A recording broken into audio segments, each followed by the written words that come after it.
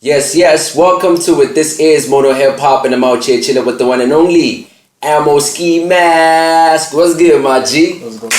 Yes, yes, yes. Hey, sir. man, I've been looking forward to this interview, dog. Simply because, I wanted to have you as one of the first people in the show. But then again, I was like, man, how's Ski gonna take it? He's probably gonna be on some like, hey, man, I'm too busy for that. Or what are you talking about? Or ish, chief. Is there money in it? You know what I mean? So it's like, okay, cool. Let me gain a little bit of momentum and get a lot of people there first so that people can get to see, okay, sharp, what's the vision here? What's the plan with monoculture and that? So I had to do a couple of interviews. I get, with some mama. So luckily now I feel like, yeah, now I got the balls. Let me make the call. And I reached out and I was surprised when you were like, yeah, let's do it, Yeah. I didn't think he would just give me the green light like that. But nah, so for that reason, I want to say thank you for, for coming through. It's a blessing to have you here, dog. It's a pleasure. And on that note, I want to start it like this, dog. There was this one time we were doing some sort of like a young tender, even though there wasn't money in it. And we reached out to Ski and we were like, yo, where the money at? And we were like, hey, dog, so that you become a part of it. It was a corporate thing. I remember. You remember, dog? It must have been the Yellow FM.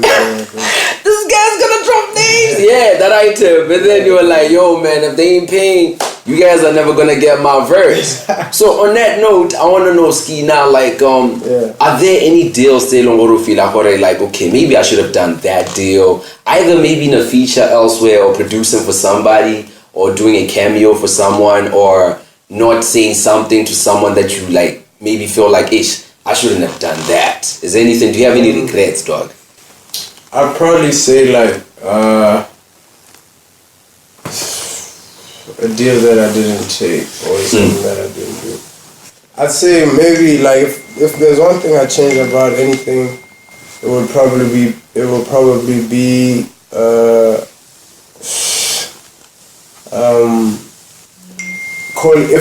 calling out any artists that for example, there was a time Kendrick had dropped a really hot album, for example, and I was online because I didn't really like his style or maybe I didn't understand. Yeah, I remember you're so vocal about it. Yeah, man, I just feel like that wasn't, I don't want to do that and I don't want to hate on anybody, you know what I'm saying? I really don't like the negativity. People always they call me king of diss tracks or whatever. They do. That's not really what I'm trying to do, you know what I'm saying? So obviously I wouldn't take back any of that, you know what I mean? Because I feel like I only made a move when I was forced to, you know? Okay. But other than that, I feel like I'd just be more relaxed with my opinions, you know what I'm saying? Yeah. Not putting them out there too much because everyone's got one, you know what I mean? So unless I have something I feel like is important and I need to say that, that's the only time I really want to get on social media to say something. But other than that, man, I'm cool. I think I'm good, you know. Okay. Me and Yalon FM, we good. Hey, you ain't afraid, dog. I was scared to mention the name. About last year, dog, a lot was happening in BW. You guys were running things heavy, I must say. Dog. I was like, these guys, they buried us alive, dog. And the value went up, when I was on social media. Even the following is pretty nice. It's doing quite well. So I want to know, on average, or if it's a range that you're gonna give me, how much is a Ammo Ski Mask verse, dog? Because a lot of people want to probably have you on a track, even myself included. You know what I mean? It's priceless. The verse is priceless. Yeah. The reason I say that is because other than the fact that I give my best verse, is that if I believe in the song, I'll do the verse. You know what I mean? Sometimes even if you could be I give you 10,000 or whatever. If the song is whack, I might not do it. But if the money's good, I'll do anything. Yes, I was waiting for that. But I mean, also really, it has to be if the beats whack, I'll be we'll do it. Let me just make the beat. You know. Okay. Find a way to work around it, but Man, a verse, you gonna have to call my manager. Okay. Find out how much it is. So like in a case where the beat is whack, yeah. Say like like the guys from Abala Noise, what's his name? Patikena Malaitona featured Le Tiger. They send you like the boys, like they send you like a whack beat. Yeah. And they're like, yo, we'll pay for the verse. Would you still jump on it? Or you're gonna look at the brand and stuff like that, or some like, yo, hey man, I can't put my brand on the line like that, or well, how are you gonna take that one? Okay, basically my new philosophy is that there's no whack rapper anymore. There's no whack artist, you know what I mean? But when it comes to beats, your selection has to be good. Like, if the lyrics aren't so good and then the beat is terrible, that just like, that doesn't work. So if, in that situation, man, I don't know. I like having things my way. You know what I'm saying? So but like there's money on the line, though. And it depends, man, how much they pay me. Honestly, it depends how much they pay me. Yeah. About the philosophy, man, you mentioned something really interesting. Now, how does it work? We don't live in an era where they're like, whack rappers. How does it work? Like, does it mean anybody can make it? What is it, dog? I think anybody can make it. Obviously, like, there has to be something original about you. But, like, ever since the beginning, man, even, like, Snoop Dogg, like, he's not even, like, an old rapper, you know what I'm saying? Yeah. He's just obviously going close to the end of his thing, or whatever, his rap run, whatever. But, like, when those guys came up, they were being called whack. You know, like the previous rap generation would be like, oh man, that's whack. You know, the ones who came before the ones who came before them, and that's just usually how it goes down. You know, you come with something different, and people try to find a name for it. Like, nah, if it's not this, then it has to be whack, or if it's not this, then you know what I'm saying? Yeah. So sometimes people just don't understand the sound or aren't really like vibing with it. Okay. You know? So right now I feel like, man, anything that's got a vibe that like you don't have to listen into it for too long to try to figure out what's going on, you know. As soon as the music plays and it's on, then you can sort of catch that. You can feel it, like, yeah, this is dope, you know. I feel that. I feel that. Okay, I hear you on that. Now you also mentioned production, Jorge. You might not jump on a track if the beat is whack. You want to have things your way. So in terms of production, how much is it for a beat, dog? Like a range is still dope. Like, I just want to know, like, how much are we charging in BW? You're looking at anywhere between 1,000 and 10,000. Okay. The reason being, it's not about like the whackness or how dope the beat is or whatever. It's more about what's gonna happen with the song once we're done with it. Okay. You know what I'm saying? Because I don't want to just make like a beat, then you do a track, then you put it out for free, everyone has it, and then that's it. We have to capitalize from it. You know what I'm saying? So that's usually how like deals go with beats. Like, I look at, okay, maybe your following is this big and it would be dope for me to work with you. You know what I mean? So, and then we do it. You know what I'm saying? It just depends on what the deal is. You know, like, if I know this is a really, really good beat and people are gonna vibe with it, but the artist wants it to be their beat exclusively and then they go work on the song there without me, then I'm gonna have to take my price higher. Okay. So you can get the beat and then it's got nothing to do with me.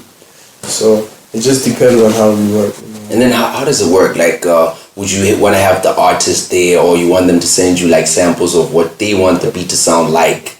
Can you make it on the spot while they're there, or yeah? How does it work? For me, like, I make beats all the time, so I always have beats. So usually it's just the thing of like picking beats, but I don't mind having the artist in studio, like, you're not add this or do that. Some artists know what it's supposed to sound like. Some others don't. You know, they don't know. They can just tell you that, okay, now it's dope. Yeah. You know what I'm saying? So yeah. Some guys can't put it together. So for me, whatever is best for the song, we do it that way. If you send me something like, yo, make something like this, then I can do that. You know what I mean? Or if you're gonna be there and be like, this is what I'm looking at, then you can do that too.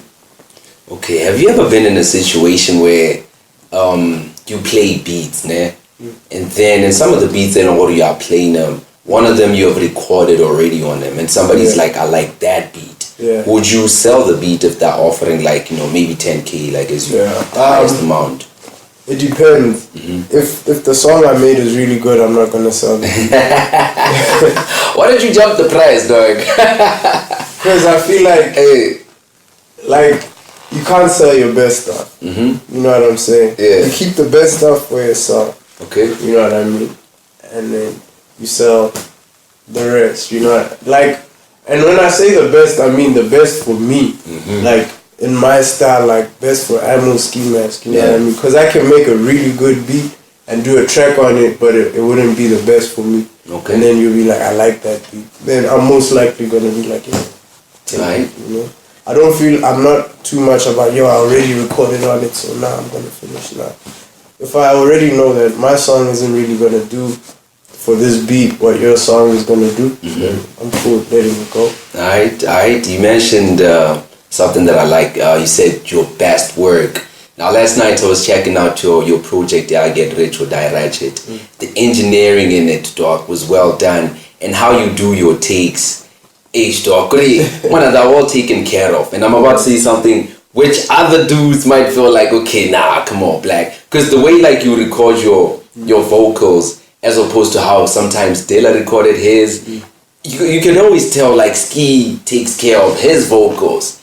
And then maybe Obata sometimes and they like just lace and then they're like, man, the engineer will see what to do with this. But yours, when I listen to that project, sonically, like, it's well done on like the way you lace. Either it's the hook or the verses. One of the verses that I really liked from it was in Say Grace, dog. Like, hey, the performance on it. Wow, and then I checked out the production. It was Ammo Ski Mask all the way, dog.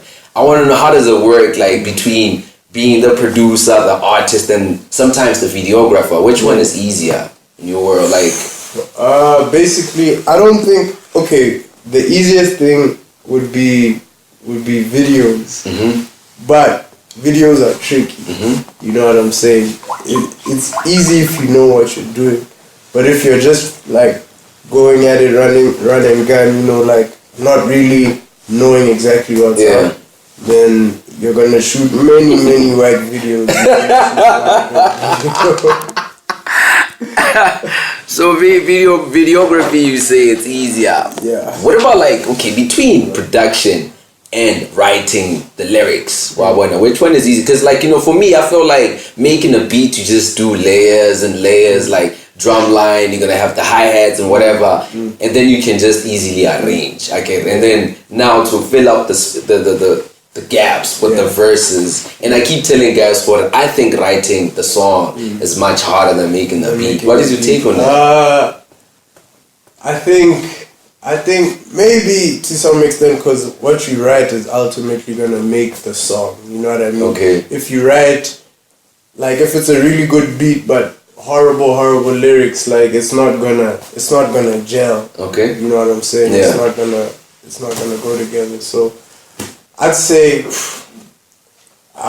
writing the lyrics is harder. It's harder.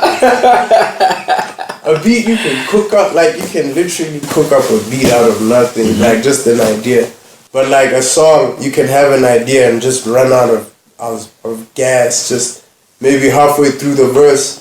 Like it happens to me, I'll write, okay, if I'm writing it, I'll write half a verse and then there's nothing. I'll be like, I can't believe I have no bars. There's nothing, So then chill, listen to it for a bit, and then go back in and write some more.